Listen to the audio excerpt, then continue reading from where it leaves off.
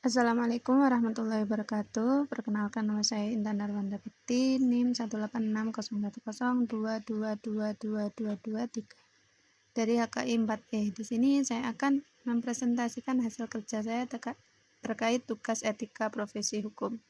Nah, untuk yang pertama yakni pembahasan kita adalah apa pengertian kode etik profesi, kemudian perbedaan antara etika dan kode etik, dan yang ketiga fungsi kode etik profesi dan pelanggaran kode etik.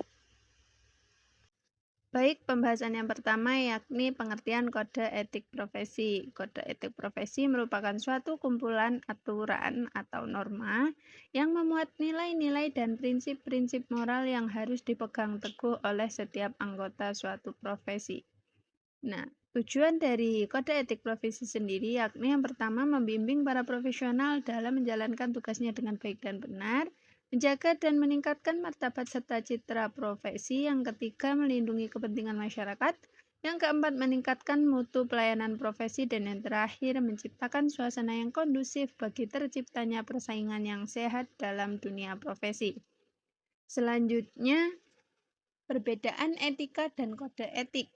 Etika adalah sistem nilai yang menjadi pedoman bagi seseorang atau kelompok dalam bertindak. Etika bersifat internal dan normatif, artinya berasal dari dalam diri individu atau kelompok dan mengatur perilaku mereka.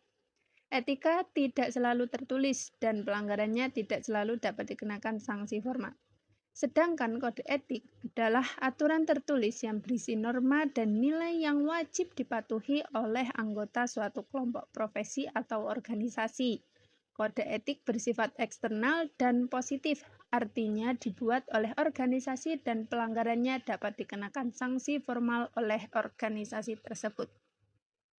Selanjutnya, pembahasan terkait fungsi kode etik profesi dan pelanggaran kode etik profesi. Fungsi kode etik profesi kurang lebih sama seperti tujuan di awal, yakni yang pertama, memberikan pedoman bagi setiap anggota profesi tentang prinsip profesionalitas yang digariskan, melindungi masyarakat dari praktik yang tidak profesional, yang ketiga meningkatkan kepercayaan publik terhadap profesi, mendorong persaingan yang sehat antar profesional, dan yang terakhir mempertahankan dan meningkatkan martabat profesi. Pelanggaran kode etik profesi dapat memiliki konsekuensi yang serius bagi seorang profesional. Konsekuensi tersebut dapat berupa teguran lisan atau tertulis, penundaan atau pencabutan izin praktik, denda, pemberhentian dari pekerjaan, atau bisa juga penuntutan pidana.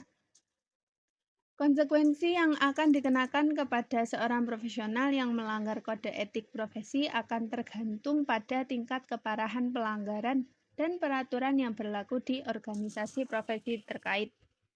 Berikut adalah beberapa contoh pelanggaran kode etik profesi. Yang pertama, melakukan praktik yang tidak kompeten. Kedua, melanggar kerahasiaan klien. Yang ketiga, terlibat dalam konflik kepentingan. Yang keempat, melakukan penipuan atau penyuapan. Dan yang terakhir, bisa berupa bertindak diskriminatif.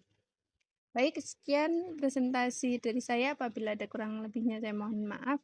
Wassalamualaikum warahmatullahi wabarakatuh.